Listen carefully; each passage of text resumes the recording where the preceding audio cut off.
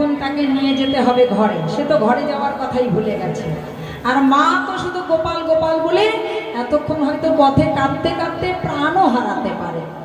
তাই বলরাম বলছে, ও ভাই কাকা কানাইয়া, ভাইয়া কাকা কানাইয়া, ভাইয়া কাকা কানাইয়া,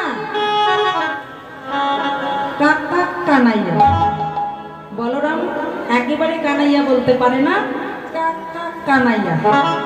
এইভাবে যখন ডাকছে দূর থেকে, ভাই কানাই দাদার ডাক শুনে রাধারানী রূপে নয়ন দিয়েছিল তো, হঠাৎ দাদার কণ্ঠস্বর শুনে একেবারে চমকে উঠলেন।